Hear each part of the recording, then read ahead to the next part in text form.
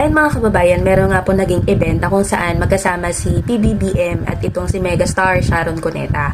At ito nga sinabi siya kay PBBM, pakinggan natin. Sir, I have only one vice president in a room. My date, good night. Mali your choice, no? Ayan, sabi niya, meron daw siyang na vice president at ito po yung tinutukoy niya na asawa niya na si Senator Kiko Pangilinan na naging laban po ni BP Sara sa noong 2022. So, sinabi nga ni Megastar Sharon Cuneta na mali daw yung President Bongbong Marcos. So, well, we didn't see that coming. Pero kahit ako, nagkamali ako ng binoto na BP, aminado ako. Kasi nakikita naman natin na yung Vice President natin, siya yung pinaka-least na may ginagawa para sa taong bayan. Pero yun mo, napakalaki yung sahod mo pero wala kang inaambag. Pinagmamalaki nila yung mga photo-ops ni Sara na bumibisita sa mga tao tapos nagtatanim ng isang halaman. Ano pa? Yung mga pa-interview niya na wala namang katuturan, na imbis na magtrabaho ka, pa-presscon ka ng pa-presscon, pa-interview.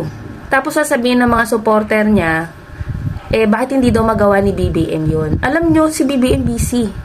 Na sobrang daming trabaho, ang ginagawa niya araw-araw, biro niya nagkasakit na nga Tapos questionin nyo pa siya, hindi ko alam kung anong utak meron kayo at hindi nyo nakikita yung ginagawa ng Pangulo. Araw-araw may event. Araw-araw nagtatrabaho. Tapos ang sasabihin pa rin itong mga makikitid ang utak na 80-80 na DDS, wala daw ginagawa. Pero pag yung idolo nila, nagpa-presscon, nagpa-picture lang, pumunta lang sa ganitong lugar, puring-pure, Diyos ko, akala mo talaga may totoong ambag sa lipunan, wala naman. Puro basura lang yung ginagawa.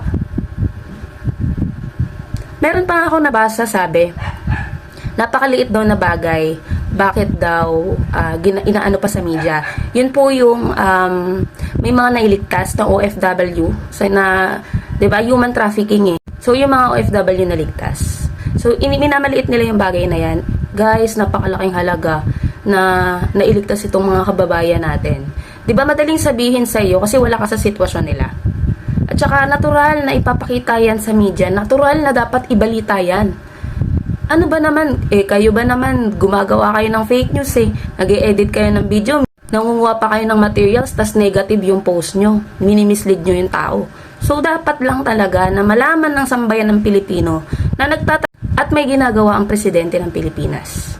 Kaya po nandito kami, lahat ibabalita namin, lahat ng activity ng ginagawa, mga proyekto, programa ng pamahalaan ni PBBM, ibabalita po namin yan kompleto para maipakita sa taong bayan na busy ang Pangulo at walang panahon sa mga kritiko niya.